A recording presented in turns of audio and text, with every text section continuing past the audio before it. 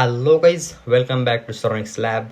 मैं उरुचुम ने पीएचपी के कंप्लीट कोर्स की सीरीज शुरू की है, जिसमें मैं कवर कर रहा हूँ पीएचपी को बेसिक से एडवांस लेवल तक, वो भी सिंपल आसान हिंदी में और प्रैक्टिकल एग्जांपल के साथ। तो चलो फिर शुरू करते हैं आज के इस वीडियो को। आज हम देखने वाले कॉन्स्टेंट्स होते क्या है, उसका यूज़ क्या होता है, उसके रूल्स क्या होते हैं। तो चलो फिर शुरू करते हैं। तो फर्स्ट है व्हाट इज़ कांस्टेंट। तो देखो, कांस्टेंट एक ऐसा आइडेंटिफायर होता है जिसकी वैल्यू एक बार डिफाइन करने के बाद बदली नहीं जा सकती। वेरिएबल्स की वैल्यू प्रोग्राम के दौरान चेंज हो सकती है, लेकिन कांस्टेंट की नहीं। जब हमें कोई फिक्स्ड वैल्यू स्टोर करनी होती है तब हम कांस्टेंट यूज़ करते हैं, जैसे website name, company name, tax rate या फिर पीआई की वैल्यू। कांस्टेंट प्रोग्राम में स्टेबिलिटी और कंसिस्टेंसी बनाए रखता है। एक बार कांस्टेंट क्रिएट हो गया तो पूरी एप्लीकेशन में उसकी वही वैल्यू रहेगी। अगर कोई उसे चेंज करने की कोशिश भी करेगा तो पीएचपी एरर दे सकता है। कांस्टेंट को बार बार यूज़ किया जा सकता है, लेकिन मॉडिफाई नहीं किया जा सकता। इससे कोड ज़्यादा रिलायबल बनता है। सिंपल लैंग्वेज में समझो, कांस्टेंट मतलब ऐसी वैल्यू जो हमेशा सेम ही रहेगी, उसे चेंज नहीं कर सकते। उसका हम एक एग्जांपल देखते हैं।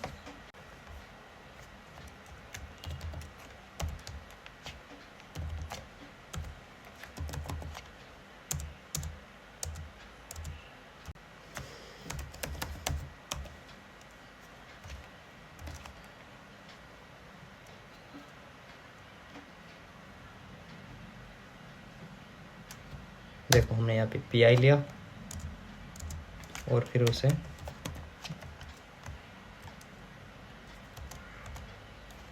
प्रिंट कर दिया उसी के नाम से।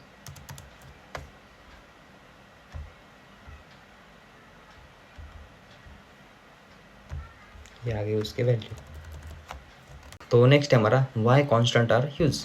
तो देखो, कांस्टेंट का यूज़ तब किया जाता है जब कोई वैल्यू पूरी प्रोग्राम में फिक्स रखनी हो। अगर किसी वैल्यू को एक्सीडेंटली चेंज होने से बचाना हो तो कांस्टेंट यूज़ करते हैं। इससे कोड मेंटेन करना आसान हो जाता है। मान लो वेबसाइट का नेम 50 जगह यूज़ करना होता है।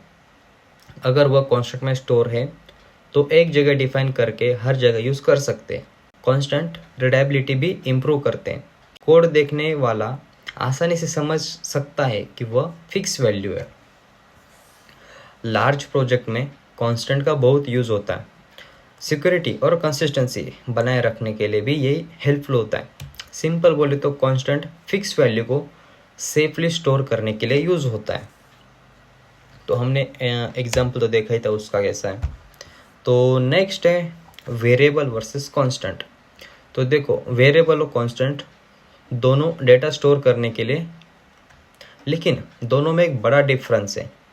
वेरिएबल की वैल्यू प्रोग्राम के दौरान चेंज हो सकती है, जबकि कांस्टेंट की वैल्यू एक बार डिफाइन होने से बाद में चेंज नहीं कर सकते। वेरिएबल्स डॉलर साइन से शुरू होता है, लेकिन कांस्टेंट के साथ डॉलर साइन नहीं लगता। वेरिएबल डायनेमिक डेटा स्टोर करने के लिए यूज़ होता है, कांस्टेंट फिक्स डेटा स्टोर करने के लिए यूज़ होता है। वेरिएबल बार बार अपडेट हो सकता है, कांस्टेंट हमेशा सेम वैल्यू रखता है। सिंपल बोले तो वेरिएबल बदल सकते हैं, लेकिन कांस्टेंट नहीं बदल सकते। देखो, यहाँ पे एग्जांपल भी है। ये वेरिएबल का एग्जांपल है और ये कांस्टेंट का एग्जांपल है। तो नेक्स्ट पॉइंट है हमारा कांस्टेंट रूल्स। देखो, कांस्टेंट बनाते समय कुछ रूल्स फॉलो करने पड़ते हैं। कांस्टेंट का नाम मीनिंगफुल होना चाहिए। आमतौर पर कांस्टेंट का नाम अपर केस में लिखा जाता है। कांस्टेंट के साथ डॉलर साइन यूज़ नहीं किया जाता है। एक बार कांस्टेंट डिफाइन हो जाए तो उसकी वैल्यू चेंज नहीं कर सकते। सेम नेम का कांस्टेंट दोबारा डिफाइन नहीं कर सकते। कांस्टेंट पूरी स्क्रिप्ट में ग्लोबली एक्सेसिबल होता है। Constant string, integer, float, Boolean जैसे वैल्यू स्टोर कर सकता है। कांस्टेंट डिक्लेयर करने के लिए डिफाइन मेथड या फिर डिफाइन फंक्शन का या कांस्टेंट कीवर्ड यूज़ कर सकते हैं। सिंपल बोले तो कांस्टेंट फिक्स वैल्यू स्टोर करता है और उसकी वैल्यू बदल नहीं सकती। ठीक है, उसका हम एक और एग्जांपल देखते हैं।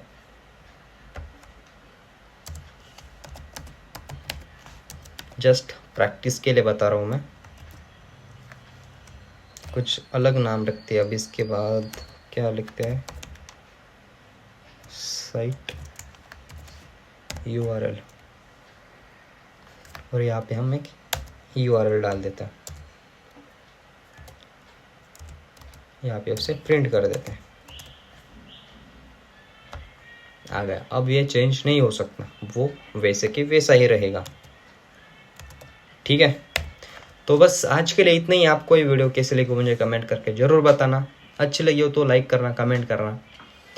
और तो फिर चलो मिलते हैं नेक्स्ट वीडियो में।